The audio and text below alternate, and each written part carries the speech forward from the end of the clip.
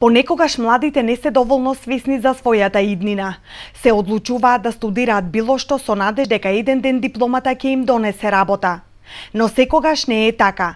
Има многу професии од кои пазарот на труд е презаситен, па дипломираните чекаат повеќе години за работа, а има и занимања кои се јавуваат како дефицитарни. Струмица има недостиг на кадар во повеќе области. Најбарани се архитекти, инженери, фармацевти, професори по одредени наставни предмети, но и шивачи и заварувачи.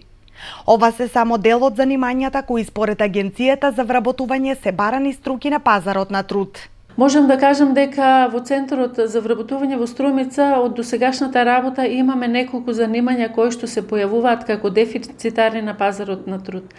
Така да можам да кажам дека шивачи недостасуваат на пазарот на труд. Значи, постојано имаме работодавачите кои што се занимаваат со таа дејност, имаат побарувања од таков вид на занимање, меѓутоа се повеќе младите лица одбиваат да го прифатат овој занает, оваа работа. Кои се причините во тоа не можеме ние сега да судиме. Остануваат повозрастните категории кои што се уште флуктуираат од едно работно место на друго, но младите многу тешко се одлучуваат да прифатат да работат како шивачи.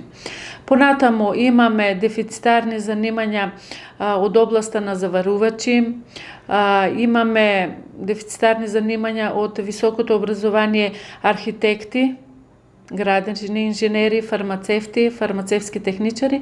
Значи, тие се занимања кои што недостасуваат на пазарот на труд. Понатаму професори по биологија, професори по физика, професори по математика, значи од областа на наставните предмети. Од Агенцијата за вработување апелираат до сите идни студенти кои се уште не одлучиле што ќе студираат, да дојдат до подрачните канцеларии на Агенцијата и да побараат кои струки и профили недостасуваат на пазарот на труд.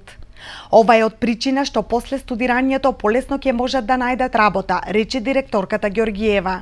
Еве една шанса до лицата кои што, младите лица кои што сакаат да се запишуваат на престојните уписи на факултетите, да дојдат да се интересираат кои занимања се дефицитарни кај нас, за да можат да ги искористат овие и техничките факултети, електротехничари, од областа на информацијска технологија, значи тие се дефицитарни на пазарот на трудот и тие што имаат дипломирано кај нас, значи ние ги повикуваме, ги упатуваме кај некои компании кои што пројавуваат интерес, вклучително и странски компании, значи од областа на информацијска технологија, меѓутоа се зависи дали невработеното лице може да ја прифати работната обврска, бидејќи нормално тие барат одредени познавања, значи сепак треба добро да се ја познава струката која што е завршиле. Со цел младите да бидат повеќе упатени за тоа кои струки недостасуваат на пазарот на труд, неколку години наназад во Македонија се организираат обуки за дефицитарни занимања.